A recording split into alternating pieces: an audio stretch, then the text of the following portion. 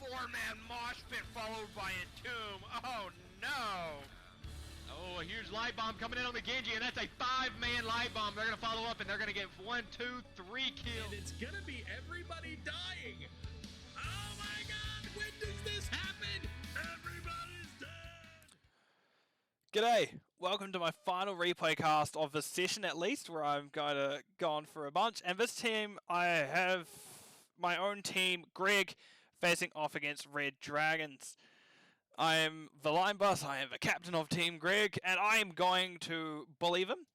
I'm going to be very professional to Red Dragons. Red Dragons, nothing against them. Lovely people. I just know how this game, I know how the match went. I know what the scoreline is.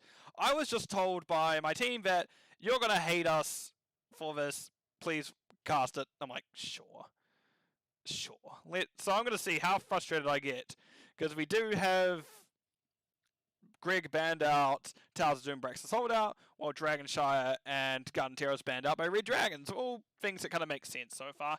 And we do have the first map of Infernal Shrines. So, without further ado, let us get on over into the game, as I was just about to change the wrong scene. And let's get things going. So, on the left-hand side, we have Farfanugan on the Diablo, Corrosive on Brightwing, Chim Chim on Malthael, Climbable Unk is on the Cassia, and Syphilis on the Tassadar. And on the right-hand side, we see... Okay, he does not know how to change chat, does he? We see Dizzy on the Stukov, Thales on the... Oh god, I can't see. Vala, I think, because I think Life's Q Toria is on the... Yeah. Is on the Garrosh, Chakobia is on Dahaka, and Luna Ursa is on Jaina. But you are correct, Judo Chop. Social media in general, bit weird. I mainly use it just to interact with friends and post it up streaming. I don't really use it outside of it. I think I only use Twitter for those reasons. I barely am on it otherwise. And Facebook I only use for Facebook Messenger. Even that, I'm basically ready to delete that as soon as possible. But we do see Tongue coming out onto Corrosive. Corrosive does get flipped over, and that will be a very dead Brightwing in just a few moments. Actually, no. Oh, yes, they are. They do get found. Farfanugan then gets flipped in as well by Garrosh. Is in danger of themselves. Tries to get shoved, and... Okay, I understand what they mean by I am going to hate them for the series. Guys! Greg, come on! Don't die immediately. But very good kills by the side of Red Dragons. Now we see Climbable Unk in danger. We do see Facia coming up on them. Corrosive and Climbable Unk are now in danger. Is there a cleanse up by Brightwing? Nope, but we do not see a death at least. That phase shift did manage to save him. And that was very good opening from the side of Red Dragons, while Greg is a little bit to be desired. Let's have a look at talents real quick. We do have static charge. Is it just called static charge? Static charge from the Tassadar. Thunderstroke Cassia, main quest that's happening there. On the other hand, we have a lot of quests happening. We have Warbreaker Garrosh. We have Dahaka with that Tissue Regeneration. I don't know what the talent's called. Heaven forbid I even know what the talent's called. As well as... Oh god, I can't remember what that's called. I'm forgetting everything. Creed of a Hunter on Vala. They just threw me off of just dying immediately. And of course, Diablo always has Soulstone as a baseline. I'm liking the aggression coming up from Red Dragon so far, as we just have him just pushing in. We have a level 4 advantage already. Farfanugan looking to see if they can do anything. Does get thrown in for the efforts. Now in between spot and a hard place. Phase shift comes out Corrosive, but it's too little too late, as that is the Diablo going down before anything else can happen. And actually Synthesis goes down right at the gate. This is a very good start from Red Dragons, and it's not what you want to see if you're Team Greg. Because I know I don't want to see it. I'm not liking this. Greg, come on, guys. Do better. I absolutely understand what they mean by I'm going to be frustrated by this match, because boy howdy, they are doing their best just to die. And now we can see that Red Dragons are coming in. Life's Toria does actually get flipped over wall, does take a decent amount of damage, minus 16 armor, back 20, but it's back up to full 40 now, thank you to that passive ability. Objective is coming up. When we get to objective, actually, while I do think in general team fight is in favor for Red Dragons, I think once we get to the objective fight, it may be in the favor of Greg, just because there is a lot of stuff that does stop each of their abilities. Like, Greg has a lot of PS on theirs. I think Jaina and Cassie are both falling to the same problem where their Qs respectively are going to struggle. But meanwhile, Synthesis with those Ws and Qs on the Tassadar, but what has a lot of clear. And we do see Farfan does stun Live's Q-Toria to make sure that not much is found from it. And, well, this is where I thought may have happened. Red Dragon is able to muscle the side of Greg off. We can see Tongue comes out to Farfan, however, phase shift also happens. Live's Q-Toria is actually in danger, but there's not really much that's able to get through them currently. There is not that percent damage that you typically need. There's not a lot that helps them in. And you can see Objective is currently going over the side of Red Dragon, because Malfoy never joined the side of Greg. You can see that now is Objective going over the side of Red Dragons. Level 7s have been found, however, for Greg. Farfan, you're on the wrong side of the wall. Team! Team! Come on! I'm going to strangle each and every one of these buggers after this game. It's going to be hard for me to get America to do that, to get rid of, to do that to Greg, but we do see Simpsons one front. Polymorph comes out right time. Life's Q, Toria not able to follow up. Farfan goes down, standing right in the middle of a jump ropes, is going to get found by the Arcane Punisher as well as Vivala. As Vala is actually getting relatively stacked, if I know correctly. They are already at 45, and nearly at their first stage, and that is just going to be this fort going down. Dizzy taking a decent amount of damage in process, but that is the team of Greg losing a fort already, and it looks like, are we going to get an invade from Red Dragons? No, not quite.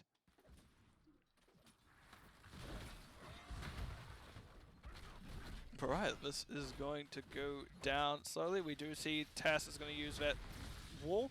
Farfan does try to charge on. Doesn't quite find it. It actually looks a bit jank as Life's Q-Toria is hit with that eject button.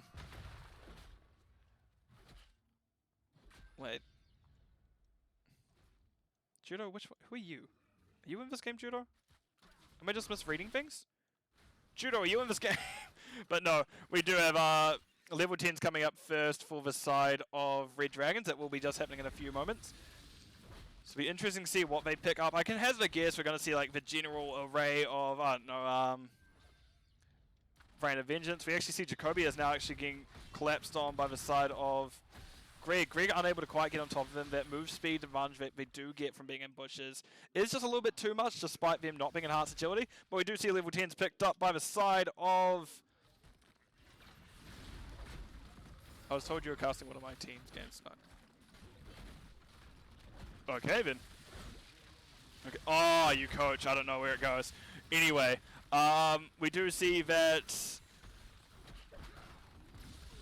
Warlord Challenge picked up by Garrosh. Garrosh looking to go for a flip, doesn't quite find it. Adaptation from Dahaka. Summon Water Elemental Jaina. We do see flip going off for the Garrosh. Garrosh getting flip around. Does get double taunt, however, will go down between Kamu Uncle and Farf. And Yugen fails actually in danger, having to dodge out as fast as they can. Dizzy pushes silence, so they aren't able to get through. Chim getting relatively low and will go down to Jaina. Water Elemental stun fighting on Jacoby. Farf and Yugen standing middle. We see Lightning Breath use, getting damage out to Fails. Fails having to back out. Gets down to barely 40, but holds on for just long enough. And that will be that fight over. Other heroics, that I haven't touched on. We do have Rain of Vengeance Vala. We do have Massive Shove Stukov, and on the other side we did see Lightning Breath Diablo, see Last Rites on Malfoy, Lightning Ball Cassia, Black Hole Tassadar, as well as Brightwing, yet to choose, but I'm going to hazard a guess and say it's going to be Blink Heal, but it's a bit hard to tell up until that happens. Right, we do see Chim is going to get as safe as soak as they can, not quite wanting to full commit to anything, but they are just like going, actually this camp doesn't disappear before this objective gets too far in. But it is Red Dragons already posturing aggressively into the side of Greg as that gate and tower goes down immediately. The next one's going to be soon after. But just the side of Red Dragons has a lot of damage, but now that heroics are on, I don't know where this is going to go. It's very much whoever gets the better heroic engage, I guess. Because both I guess Farf and Yugen can engage on the back line if he's able to get there. Life's Q-Toria does see Diablo into the bush. However, Chim is going to be getting the flip around onto him, taunt coming out of both front lines. Actually, Garrosh is going to be getting very low. Garrosh goes down first. We can see Last Rites came out onto the Dahaka. Dahaka, however, able to dodge the Last Rites and survive it thanks to Burrow. Dizzy standing in the middle of a bunch of QWs. Vave able to get out. Climbable Unk is hungry for the kill. Does find him. Luna Ursa barely peppering Climbable Unk down. Climbable Uncle isn't able to get her down. However, do survive. And Diablo uses Lightning Breath just to do a last little bit of damage, but isn't able to find the kill. And what was looking to be a very rough game for Greg at the start is suddenly being turned around and is looking like Red Dragons and Greg are now looking at even footing here. Just Greg was able to find a better fight that time around than the side of Red Dragons. I would, however, like them to see someone split off here. You don't need everyone on this objective. We can see Diablo is soaking in the meantime. But we do see, while that's happening, Lives Cutoria, Luna Ursa, and Jacobia all taking camps to get pressure bottom as well, mid as well. But there will be that Frozen Punisher pushing top. And actually, this is one you can get a lot done with. You can see Malfail has gone down to deal with camps now. Meanwhile, all 5 members of Red Dragons are dealing with camps. I don't know how I feel about this because Malfail was a pretty good person to clear that. We can see they are on a pale horse. They can get around the camp quick enough. But it looks like I'm going to base race. I don't know how I feel about this. Malfail's looking like they want to slow down everything. Meanwhile, Frozen Punisher's still getting top. So the side of Greg can very easily trade with the side of Red Dragons here, and both teams have win conditions open. And we can just see Water Elementals dropped. Have they just given... Are they just going... Yeah, let's just race. Heck, actually playing the game. Oh god, this is actually terrifying. Because both keeps are going down at the same time. Dahaka has gone back. Malfail is about to get tossed in. They're going to get as much damage off as possible. That's VM Taunter going down to Silent. This is just going to be a straight up core race, isn't it? Oh, no way, 98. Oh, Lightning Breath used here. We can see Facia coming up 50%, 50%. There are camps and Ketters on that one, but 20%, 20%, 10%, 10%, 2%, 0%. 10 minutes flat. Both teams chose to core race, and that was GG cores by both sides. Bloody hell. I do hate them. They're right. I do hate Team Greg. I don't think I was ever going to see a situation where you'd see a 10-minute dead 10-minute game where one team finishes with Punisher while the other team tries to finish with with a bunch of camps. I do wonder if Dahaka had stayed to challenge the side of Greg. Dahaka decided to go core instead. It may have gone in favor of Greg. In favor of Red Dragons, but as they went to go challenge Greg, is what I'm trying to say, Greg held out just that little bit longer. Oh, that's a good game. That's a very good game. Oh my god. Right, let's go over to the summary screen as, my god, I am going to dwell on that. I do hate them. I do absolutely hate Team Greg because they gave me a mini heart attack there. But I don't know what to say. It's a low kill, low damage game. High siege as both teams just went. Both teams decided to just hold forward, see what happens. And unfortunately, I think for them, killing the Malfail at the end of the game may have been the throw for Red Dragons. It's hard to say. But in the end, Greg found it. They had even siege. There were quite a few kills in the favor of Red Dragon early on where they were able to get an early siege advantage. And that was a hell of a first map. I don't think I've seen any first map end in that style before, but hell, that is a good one. Oh, I'm absolutely going to talk to him about that because they died way too much in the early game. Talents, anything that stand out in particular? Fend at level 13 is an interesting one, but I guess you weren't getting any damage bonuses outside of that talent here, and let Cassia live a little bit longer. Jaina went that siege build that's used primarily on Blizzard build, which is used primarily on Battlefield of Eternity because it races so well. You can see that Jaina nearly won that. I do wonder if she had Icy Veins and it may have gone over either. Again, it's so hard to tell in these situations because you don't know. You're just going to run it down to, like, they're not defending me as well, and the other team going, they're not defending me as well. But yeah, right, let's look at the next map, eh? That was just a doozy. Jeez. Right, map view. Let's change it on over to this. God, a 10-minute flat Infernal Shrines. I'm not the biggest fan of Infernal Shrines, but far out, that's a way to make me love Infernal Shrines. Oh, sorry, Team Greg up 1-0 now in what was absolutely going to be one of my favourite maps of the season, or at least one of my favourite endings to the season of a map so far. But they were right, they absolutely made me hate them. As we have now Tomb of the Spider Queen. Okay, this is a map that can go either way again. If it ends like the last one, Jesus. But I'm interested to see how this one... I've clicked Infernal Shrines twice. Tomb of the Spider Queen, please. There we go. And as we can hear, the map is starting. So let me change it on over.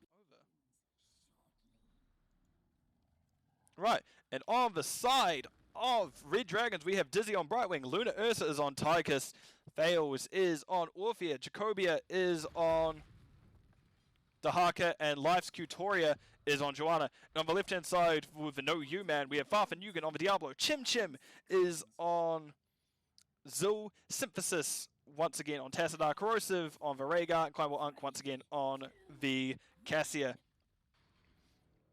Fair is called, as we do see that it was a good luck, have fun, and no use were happening. Right, level 1s as we get a good old scuffle, good old first that scuffle. Things to note, we do have second quest. Diablo as always says Black Soulstone. We do also see Cassia going Thunderstroke, static charge on Tassadar once again. Oh, Laws of Hope on Joanna. That's not something we see often. Brightwing going that Bribe Talon at one, and then we do see Dahaka going that tankier build of tissue regeneration once again. I imagine we're going to see Dahaka bottom and the rest of the team's doing a 4-man rotate. Oh, actually, are they just wanting to kill Chim Chim? Because still wasn't exactly known for having an amazing escape. We do see a flip coming out of Corrosive. Corrosive going, actually, I don't want to be here. Farfanugan cleaning up the gems for the side of Greg and just walk out safely. Also, thing to note, I don't know where the Q build Orphea arose, but more and more you can see it's becoming popular. Wave cleared, nice. Red Dragons has very good wave clear. Both teams have very good wave clear, and they do also have excellent pick potential with their comps. Or at least Greg has very good pick potential from their comp early on. The side of Red Dragons essentially need 10s, and I imagine we're going to see Blessed Shield once 10s happen. But in the meantime, Greg has a better team fight for the moment, but both teams have very excellent wave clear, with slightly in favor of Red Dragons by the looks of it. But Tassadar, very good wave clear on their own, as well as Cassia can as well, and Rhaegar also very good at wave clear. Why did I even say that? That seems to became redundant. Essentially, both teams wave clear do good. The only character that can't really wave clear is Diablo. Diablo is like the worst wave clearer on this map. Everyone else can, especially if Tychus is... No, he's not grenade build, he's ranged. But Tychus grenade, a W with on each of the 3 minions and back and grenade can very much clear a wave in a matter of moments. Right. And now we see wave cleared, we see Synthesis and Corrosive already taken top. They drop turret in the middle of that easy rotate area and just make it so that the side of Red Dragons have to walk a little bit further. Both teams getting up there in gems. Red Dragons do have a slight advantage. They are a little bit ahead in the gem department, but we do see that Greg isn't too far off. And actually, if Life's Cutoria goes down, that's not a good look for 20 gems. Farfanugan trying to back out. 3 gems only on them, but holding on for dear life. As I imagine we're going to see some Handins coming in. No, just more rotating. I guess there's no point yet. You have 42 out of 50 gems. You're not quite there. We see Farfanugan in danger. We see them holding on for dear life. Unfortunately, Brightwing unable to quite find... Oh, actually, I was going to say, Corrosive unable to quite get there with the healing, as Rhaegar falls a bit short and unable to help them get out. Right, 50 gems now for the side of Red Dragons, so Red Dragons will just be handing in immediately, going, actually, you know what, I don't want to die with any of these, let's just go. Chim Chim having a little bit of struggle with Jacobia in the bottom, as Dahaka is winning out that lane slowly but surely. Right. And we have... Jacobia just holding out. They're not quite ready to hand in yet. They're wanting to get these Siege Giants as much pressure with these Siege Giants as possible. Unfortunately, Climbable Unk did go down to help clear them, and that will be that going down. Verota up mid. I was about to be incredibly infuriated at Alcassia, because I'm like, please don't just let Dahaka hand in like that. I saw the timeline where it went wrong, and it's going to be like, come on. But no, we have both teams ready for hand in now, as Farfan, you can corrosive handing and Veers, slowing down Life's Q Toria. And Chim Chim's actually going to be able to hand in Veer 17 as well. So suddenly we have a very even hand in kind of situation. Yeah, sure, Red Dragons have the advantage. Jacobia is getting rooted, gets a little bit of body block by Chim Chim. However, it does have that burrow to get out of danger. Crumble Unk doing the best to make sure they can get it. Farfan Yugen holding high, making sure no one can step in on the Cassia, and Cassia is able to get hand in, and that'll be first objective of the game. Going over to Red Dragons. Meanwhile, we do see Tassadar and Rhaegar getting that left camp to push it back into the right one, but we do see that there will be a bunch of going down right now.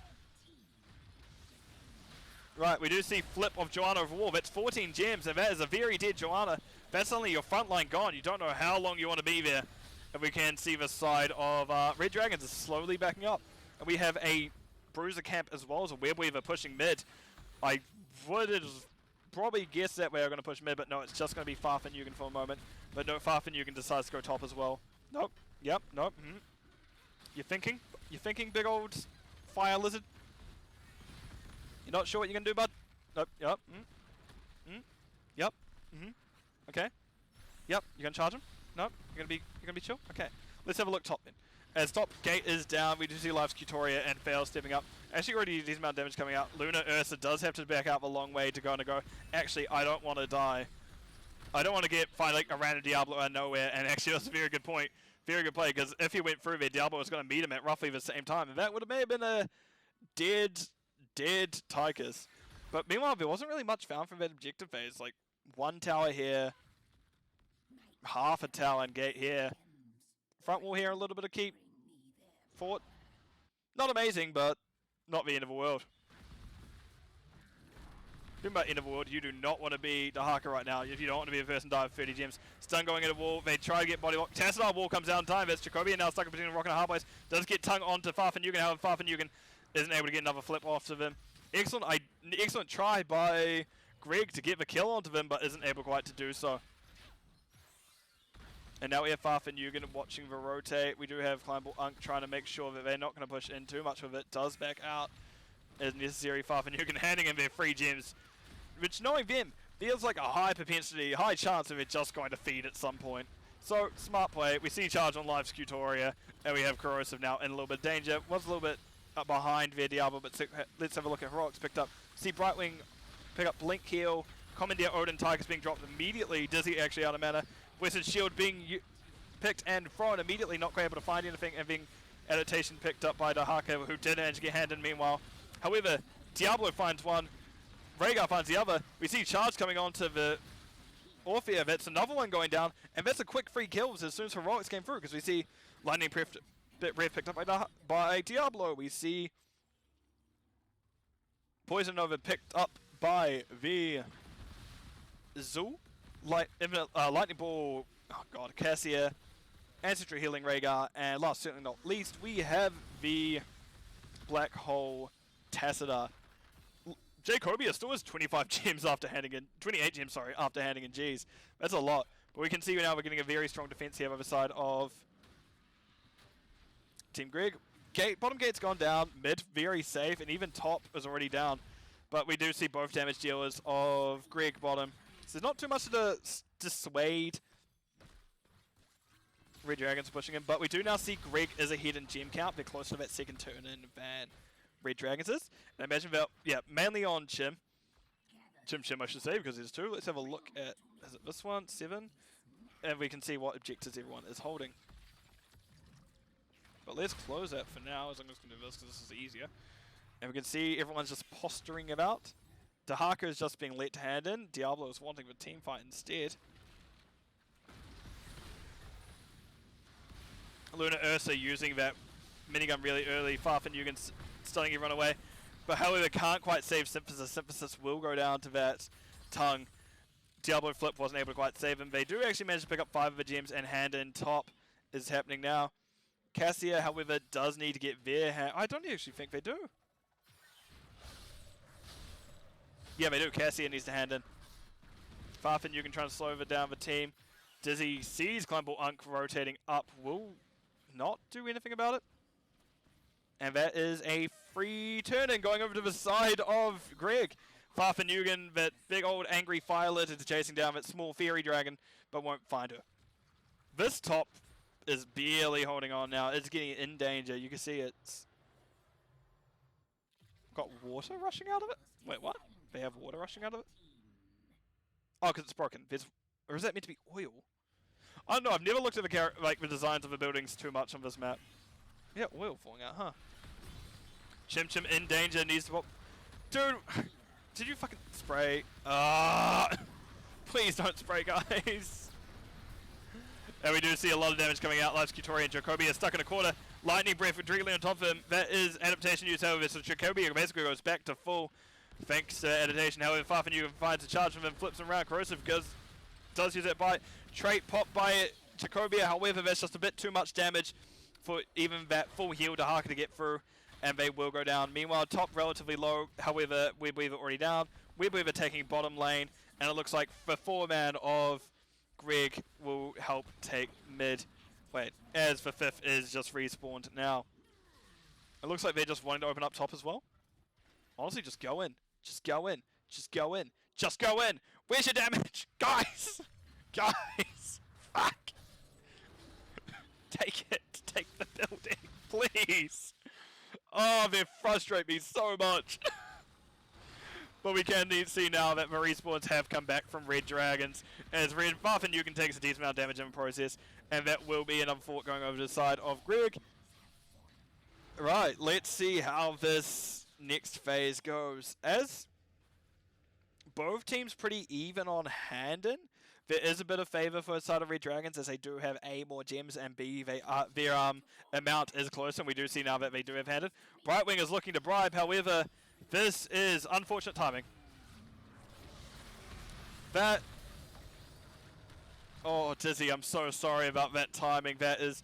I liked the idea, I liked the play, but unfortunately there's not too many camps where you can bribe this map, and if the other team just so happen to appear at the one you're bribing, that's kind of A, your resource is gone, and B, that unfortunately is a very dead duck. Brightwing will go down. Meanwhile, we can see Greg hand them their gems, they're not quite wanting to dive any on them. And Red Dragons is getting their own objective, getting their own camp done. Right, so we will have the two camps clash. The side of Red Dragons absolutely decimate the Greg's camp, and we do now see Jacobia is a little bit ahead of the rest of the team. They do get the Lightning Breath going out, fails going down quickly, as well as that Orpheus just went down so fast. However, Farfanugan using Lightning Breath throughout that whole Orpheus stun will go down as well. Or that whole Eternal Feast, I should say. So the team now without Diablo for just a brief moment. He does have Soulstone up, so he is able to come back. Corrosive now is caught a little bit out of position. We do see Polymorph coming out. They're trying their best to hold on. Minus 35 healing. Joanna actually went that full Q build by the looks of it, so let's have a look over. Yep, we can see that... No, it was killed. Sin's exposed from Joanna, so minus 35% healing. Well, 3 seconds on anyone that's hit by it. And now we can see more damage coming out. That is... Joe at least managed to get subdued on by the time just before she died. But that still is a very dead Joanna. And Handon, once again, is to the side of Team Greg. And they're going for boss, actually. I like this play. They've started it now. I wouldn't hate seeing Corrosive get that Handon. They have the exact Handon. But now the team of Red Dragons knows that boss is up. I imagine... Oh, no, they're not. Are they not going to be able to get there in time? I imagine Dahaka can burrow up, but you are down your Joanna. That's not necessarily somewhere you want to be. And that is now going to be a Webweaver phase pushing with... Or a boss pushing with Webweaver phase, and more or less all of it hitting the wave at the same time. That's actually a really well-timed wave that's going to be crashing here. That's going to be a very big push that the side of Red Dragon has to deal with. But they've stepped out already. Jacobia and Life's Kutoria in his org position. Farfanugan goes for charge, doesn't quite find it. Thank you to Hakatung hitting him at the right time. Bear's ultimate down, fails in an awkward situation, didn't quite find their Q. There'll be them going down. Jacobia barely living that stun. Farfanugan using Lightning Breath. That's 2 free kills for the side of Greg as Cassia managed to find those last 2. And now we can see that this is Objective and Boss pushing core. That may be all she wrote for the side of Red Dragons, as Greg is going in and looking to end. Right. Boss is about to go down. We can see Webweaver still very healthy. However, the next There's only 2 members of Red Dragons up. They're not quite going to get there in time, and that will be the game and series going over the side of Team Greg. GG call by both sides in a very, very quick NGS match. Right, let me go on over to the game's summary screen. We can have a look at what happened. Tassadar for 2k damage was the furthest ahead of it. However, Tychus not too far behind them. Caster behind them, Orphea behind them was like kind of main damage rolls. Healing, Rhaegar did have a slight edge over Brightwing at the end, but a lot of Brightwing's heroic targets died just a little bit too quick for them to get full value. And they didn't go hit that full heal build. They did have Bribe at level 1. They didn't have the cooldown reduction on whatever it's called. Phase Shift. They didn't have Hyper Shift. In terms of Soak, Dahaka Azul very close. In terms of Siege, Dahaka Azul very close. All in all, it was actually relatively... That early game, up until level 10s were relatively close, but once those level 10s were found, Greg just kind of picked it up and ran away with it. Which has kind of been a theme so far, but it's been at least a good ride for them so far. So, let me throw it on over to game summary screen, as that's going to be it for me. Not game summary screen, but map view screen, as that will be it for me for now. As we did have a 2-0 by the side of Team Greg. They did take Infernal Shrines in what is probably one of the best NGS maps I've ever seen. I just want to put that whole like map as a highlight. I think I may actually go do that. I may clip that later and go, what the is this, guys? And then Tomb of Spider Queen, they did take it in the end, but it was very close for the opening 10 levels or so. So that has been me, your caster, the Line Buzz for now. I wish everyone a good evening, good morning, good afternoon, where they are in the world, because time zones are weird. And I'll see you all in the Nexus. Goodbye for now.